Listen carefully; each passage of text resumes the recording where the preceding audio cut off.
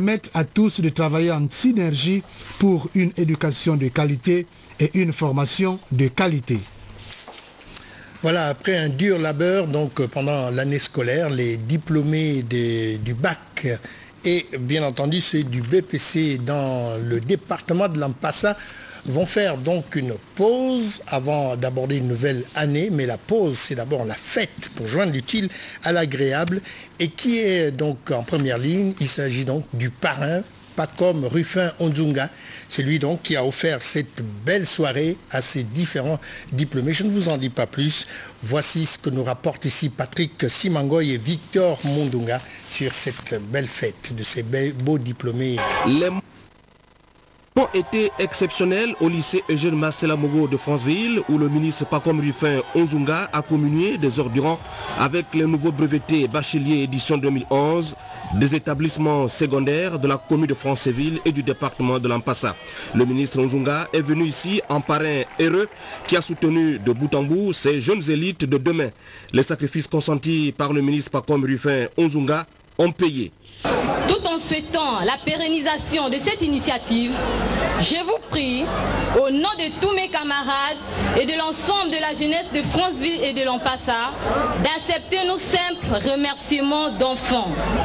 Nous souhaitons, monsieur le ministre, et ça nous le ferons avec vous, que cet acte soit pérennisé, initié et financé par vos ressources propres.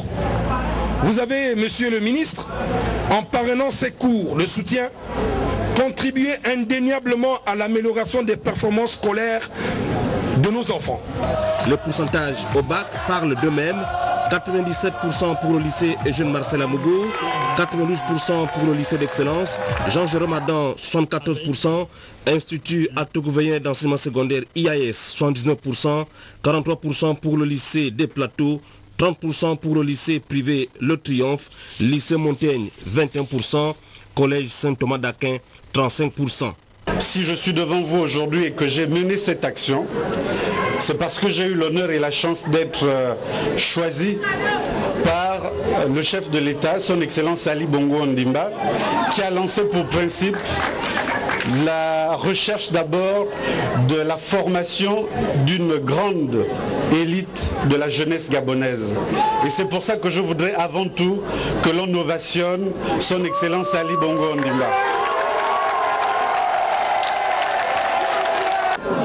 Aujourd'hui, moi j'ai eu ce que je voulais. Aujourd'hui, ma récompense, c'est votre réussite. C'est ma récompense, c'est votre réussite parce que je pense avoir contribué pour qu'aujourd'hui, le département de l'Ampassa, la commune de Franceville, tous les établissements secondaires de Franceville, département commune, ne soient plus à la remorque des autres établissements du pays, qu'ils soient dans le peloton de tête. J'ai donc eu ma récompense, vous avez tenu votre part du contrat et je vous confirme donc ce que j'ai dit, que l'an prochain, cette opération sera réitérée. Le parrain des brevetés bacheliers de la commune de Franceville et du département de l'Ampassa place la formation en amont de tout développement d'un pays. Pour le ministre Onzunga, cette action obéit à la vision politique du chef de l'État, Ali Bongo Ondimba, d'un Gabon émergent avec des hommes et femmes bien formés, capables de répondre aux défis du moment. Voilà, cette très belle fête va suivre également une autre très belle fête, toujours dans le sud-est du Gabon, mais cette fois c'est à Koulamoutou, dans la province de Logoué-Lelo, avec les résultats du baccalauréat et les résultats de fin d'année au lycée scientifique et technologique Paul Kouya. Voici la réunion, donc, l'événement qui a réuni, je veux dire, les parents d'élèves, les élèves eux-mêmes et le corps administratif de ce lycée. On va voir sur le texte de Yolande Ekwara et sur les images de Canal 7 ce qui s'y est passé. Pour sa première année d'existence, le lycée scientifique et technologique Paul Kouya a présenté aux examens de fin de cycle 23 candidats libres au brevet d'études du premier cycle. De ces candidats, 19 ont obtenu leur diplôme, soit 82,6% de réussite contre 18,62% pour tout le centre de Koulamoutou. Au cours de cette proclamation des résultats de fin d'année et de remise des prix aux meilleurs élèves ainsi que des tableaux d'honneur, le représentant des enseignants n'est pas resté insensible. Fin d'année scolaire nous donne raison et nous procure beaucoup de satisfaction. En effet, le taux de réussite est éloquent. 96,40% au troisième trimestre, 95,68% sur l'ensemble de l'année scolaire 2010-2011. Ces résultats satisfaisants sont non seulement le fruit de la discipline et de la vigueur dans le travail des élèves, mais également de la vigilance chez les enseignants. Chers élèves, la discipline et la rigueur, doublées de votre propre prise de conscience à saisir la chance historique que vous offre l'établissement, ont rendu possible le bond qualitatif enregistré au fil des 9 mois de travail acharné. La vigilance de tous les instants de l'administration et des enseignants était entièrement au service de votre réussite. Le lycée scientifique et technologique Paul Kouya recrute à partir de la classe de seconde. Aussi, pour ces résultats encourageants, les autorités administratives du dit lycée devraient redoubler d'efforts pour pérenniser cette dynamique scolaire. Pour ce qui est de la page politique, retenez que le ministre des Relations avec le Parlement multiplie donc une série de causeries dans le 2e arrondissement. Le week-end écoulé, on va voir tout cela avec Biwaou Mikala et Joseph Biyogué. Cette causerie à Martine Oulabo. Avec le Parlement était en visite au PK13 pour une causerie politique, un exercice qu'il affectionne fort bien lorsqu'on compte le nombre de quartiers qu'il a déjà sillonnés, à l'instar d'un Kembo, Plénoreti et la campagne pour ne citer que ceux-là. Au PK13, Aurélien Tuntum a dévisé avec les notables qui lui ont prodigué des sages conseils.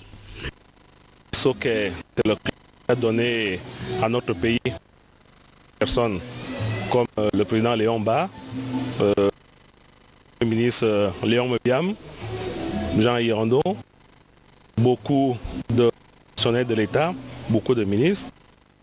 Ce sont mes grands-pères ont tenu suite à ma promotion au poste de ministre de promotion qui a été initié par le président de la République, Ali Bongo. Le programme de visite établi par le membre du gouvernement est loin de se terminer tant qu'il est en quête des précieux avis et sages conseils des notables appelés à juste titre bibliothèque vivante. La politique aussi, c'est dans la Lebombi-Léou, toujours cette fois-ci dans le sud-est du Gabon. Eh bien, là, avec la tournée parlementaire du député du 2e siège de ce département à Mounana, c'est l'honorable député Zachary Miboto qui a donc respecté la tradition. Voici le reportage des jeunes Minko Obam et Amédée Ndungu. Toujours accueilli triomphalement par les populations de la Lebombi-Léou, Zachary Miboto a rencontré tour à tour les notables et auxiliaires de l'administration, les administratifs, les femmes et les jeunes de sa circonscription électorale. Profitant donc de la fin des travaux de la commission des lois, l'honorable député a tenu à rendre compte à sa population les tenants et les aboutissants de certaines lois débattues à l'Assemblée nationale, et parmi lesquelles la loi sur la décentralisation et la loi sur la biométrie. Il justifie ici l'intérêt du choix de ces deux lois. Le développement du Gabon passe d'abord par le développement des différentes localités qui composent le Gabon. Et c'est pour ça que je me dis que ce développement doit être un développement équitable et équilibré. Et pour qu'il le soit, il faut évidemment réunir les conditions pouvant permettre cette équité et cet équilibre. La loi sur les traitements des données à caractère personnel, dite couramment la loi sur la biométrie. Mais elle est d'actualité aujourd'hui dans notre pays. Pour nous, elle doit être un objectif à atteindre dans la transparence électorale. Parce que nous estimons que la transparence électorale doit commencer par le commencement des procédures électorales. Il faut souligner que cette question sur la biométrie vient de faire l'objet d'une déclaration de l'opposition qui n'entend pas faire partie de la CENAP dans les différentes opérations électorales, doutant ainsi de la fiabilité de celle-ci en ce qui concerne notamment sa transparence. Et puis le mouvement d'action des jeunes du 4e arrondissement, 2e siège, par le biais de son secrétaire général, M. Roganji Kareya, Jean-François, informe les membres du dit mouvement de la tenue effective de leur assemblée générale qui aura lieu le samedi 6 août 2011 à Plaine Niger, 6 au domicile du président du mouvement d'action des jeunes du 4e arrondissement, 2e siège, Monsieur Sino Wolbert Claude.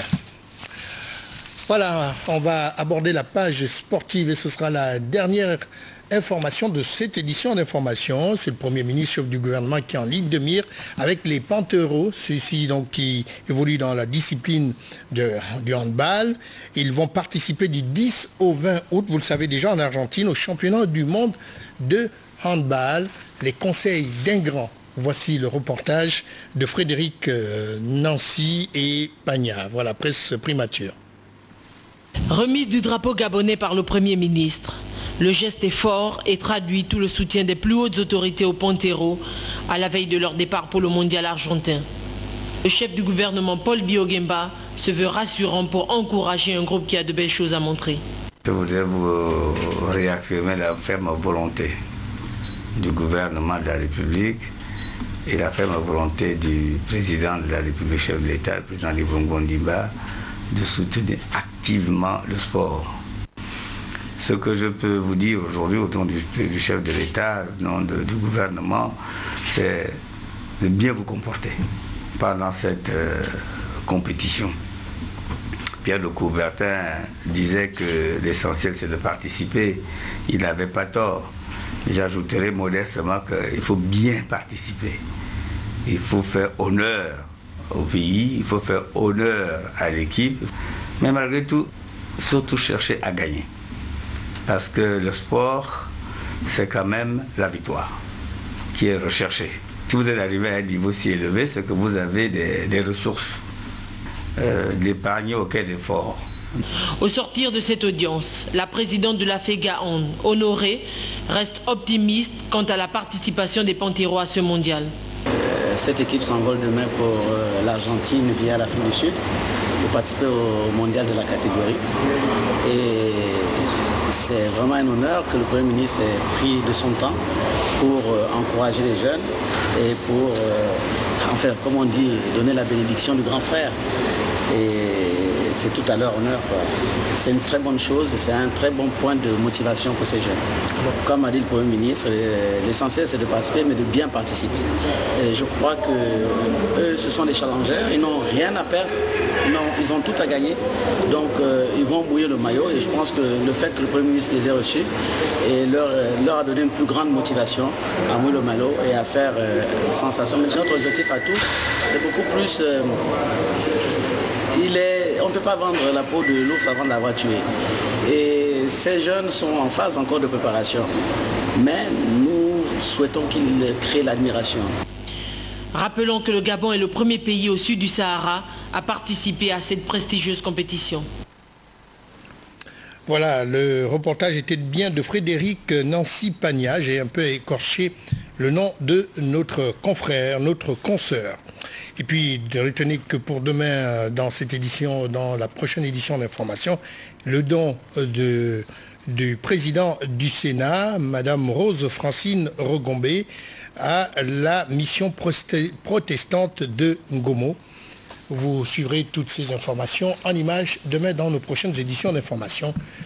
Vous avez suivi le journal. Merci de votre attention. À demain.